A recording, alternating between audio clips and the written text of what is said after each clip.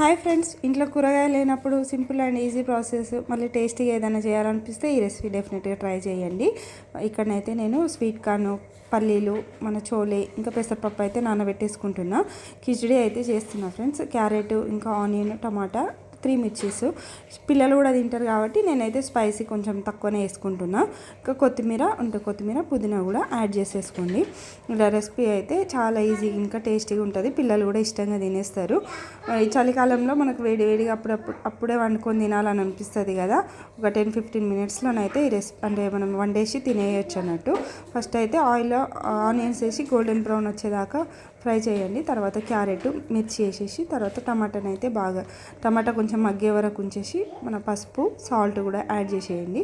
Then మన పప్పులు నానబెట్టుకున్నాం కదా, అవి కూడా లైట్గా కొంచెం ఆయిల్లోనైతే ఫ్రై చేసేయండి.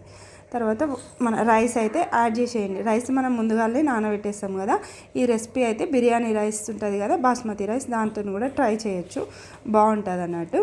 నేను ఇక్కడ నార్మల్గా మేము డైలీ యూజ్ చేసే రైస్తోనే చేస్తున్నా. మన కూర్చు పాపనైతే అప్పుడే లేచి ఏడుస్తుంది అన్నట్టు. ఆమెకు లేవగానే ఫస్ట్ నేనే కనిపించాలి, లేకపోతే ఏడవడం స్టార్ట్ చేసేస్తుంది. ఇక్కడ వాటర్ అయితే కరెక్ట్ మనం ఎన్ని గ్లాసుల రైస్ తీసుకున్నామో దానికి తగ్గట్టు వాటర్ అయితే వేసేసి ఉడకనియాలి. నేను కొంచెం సాఫ్ట్గానే చేస్తున్నా, ఎందుకంటే పిల్లలు తింటారు కదా అని. వీడియో నచ్చితే లైక్ చేసి